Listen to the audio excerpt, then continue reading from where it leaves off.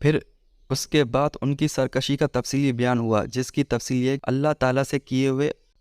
عہد و پیمانے کو توڑنا، ان کے علماء کے قول و فعل کا تضاد، دنیاوی مال کی لالچ میں با اثر لوگوں کے لیے احکام الہی میں رد و بدل کرنا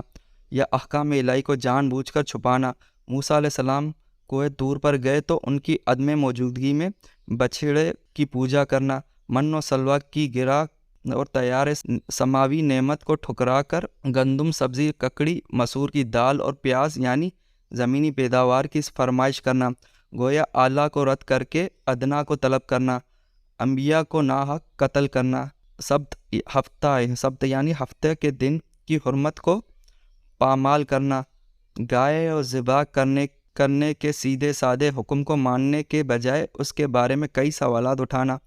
کلام الہیہ میں لفظی و معنوی تحریف، رد و بدل کرنا، تورات اور انجیل میں سیدنا محمد صلی اللہ علیہ وسلم کے بارے میں بیان کی گئی بشارتوں کو چھپانا،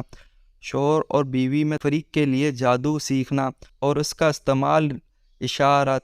اشارات و کنایات اور لفظی اور رد و بدل کے ذریعے رسول اللہ صلی اللہ علیہ وسلم کی شان میں اہانت کرنا وغیرہ۔ چنانچہ آیت نمبر 104 میں واضح ارشاد ہوا، اے اہل ایمان،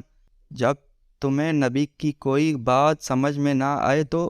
دوبارہ بیان کے لیے رائینا یعنی ہماری رعایت کیجیے نہ کہو، کیونکہ اسے یہود اور منافقین اہانت کے معنی میں بھی استعمال کرتے ہیں، لہٰذا یوں کہو کہ یا رسول اللہ ہم پر توجہ فرمائے۔ اور اس سے بھی زیادہ اور ادب کا تقاضا یہ ہے کہ پہلے ہی نبی کی بات خوب توجہ سے سنو، یعنی مومنوں کو رسول اللہ صلی اللہ علیہ وسلم کی شان میں ایسا ذو معنی کلمہ استعمال کرنے کی اجازت نہیں ہے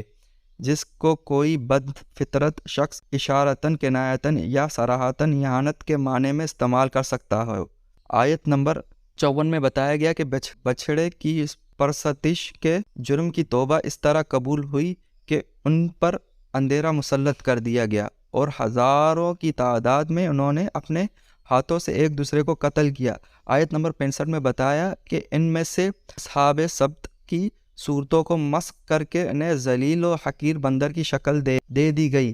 اور پھر وہ موت سے ہمکنار ہوئے۔ بنی اسرائیل جبریل امین سے اس لیے عداوت رکھتے تھے کہ ان کے ذریعے بنی اسرائیل پر اللہ کا عذاب نازل ہوا، تو اللہ نے فرمایا جبرائیل و میکائیل اللہ تعالیٰ ہی کے احکام نازل کرتے ہیں، پس جو ان کا دشمن ہے وہ اللہ کا دشمن ہے۔ بنی اسرائیل کی اس خوش فہمی کو بھی رد کیا گیا کہ وہ کسی استحقاق کی بغیر اللہ تعالیٰ کے محبوب ہے اور آخرت و جنت پر یہود و نصارہ کا اجارہ ہے۔ اہل ایمان کو یہ بتایا گیا کہ جب تک تم یہود و نصارہ کی خواہشات کی پیروی نہ کر لو تم سے راضی نہیں ہو سکتے۔ سورہ بقرہ کی آیت نمبر 123 اور اس کے بعد آیات میں حضرت ابراہیم علیہ السلام کے منصب امامت پر فائز کیے جانے کا تذکرہ ہے۔ حضرت ابراہیم علیہ السلام اور اسماعیل علیہ السلام کے بیت اللہ کو تعمیر کرنے کا ذکر ہے اور اس کا امر بیان ہے کہ تعمیر بیت اللہ کے بعد انہوں نے اللہ تعالیٰ کی بارگاہ میں یہ دعا کی، اے ہمارے رب، اہل مکہ میں انہی میں سے ایک عظیم رسول کو مبعوث فرما جو ان لوگوں پر تیری آیات کی تلاوت کرے اور ان کو کتاب و حکمت کی تعلیم دے اور یہ ان کے نفوس کی اصلاح کرے۔ اس لیے رسول اللہ صلی اللہ علیہ وسلم فرماتے تھے کہ میں حضرت عیسیٰ کی بشارت اور حضرت ابراہیم علیہ السلام کی دعا کا ثمر یعنی نتیجہ ہوں۔ اس کے بعد اس صورت میں اولاد ابراہیم حضرت اسماعیل، حضرت اسحاق، حضرت یعقوب اور ان کی اولاد حضرت موسیٰ اور عیسیٰ اور اجمالی طور پر دیگر انبیاء اکرام علیہم السلام کا ذکر ہے، اور یہ بھی کہ اہل ایمان سب انبیاء پر ایمان لاتے ہیں اور ایمان کے لانے میں رسولوں کے درمیان کوئی تفریق نہیں کرتے، اور یہ بھی کہ حضرت ابراہیم، حضرت اسماعیل، حضرت اسحاق، یعقوب اور ان کی اولاد یہود و نصارہ نہیں تھے بلکہ سب کے سب ایک ہی دین اسلام کے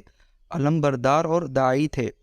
ان آیات میں یہ بھی بتایا گیا کہ مشرکین مکہ اور اہل کتاب رسول اللہ صلی اللہ علیہ وسلم کی حقانیت کے روشن دلائل آنے کے باوجود اس لیے ان پر ایمان نہیں لاتے کہ اللہ تعالیٰ نے رسالت کی نعمت عظمیٰ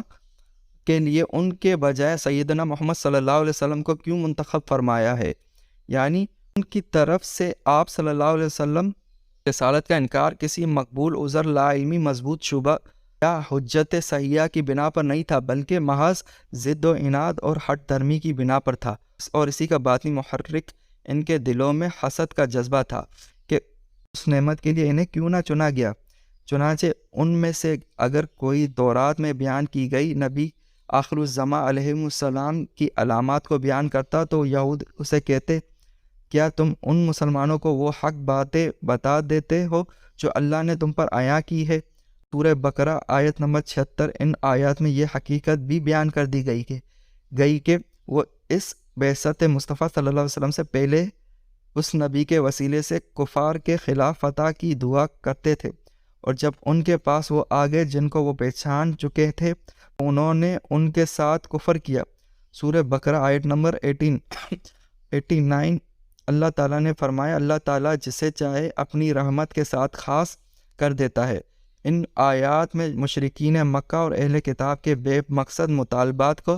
بھی ذکر ہے کہ اللہ تعالیٰ ہم سے کیوں نہیں کلام فرما لیتا، ہمارے لیے براہ راست کوئی نشانی کیوں نہیں آ جاتی، یا موسیٰ علیہ السلام سے بنی اسرائیل کا یہ مطالبہ کہ ہمیں کھلے عام اللہ کا دیدار ہو جائے۔ ایسی سب باتیں کٹ ہستی کے طور پر ہوتی ہے، قبول حق کے لیے اہتمام حجت کے طور پر نہیں۔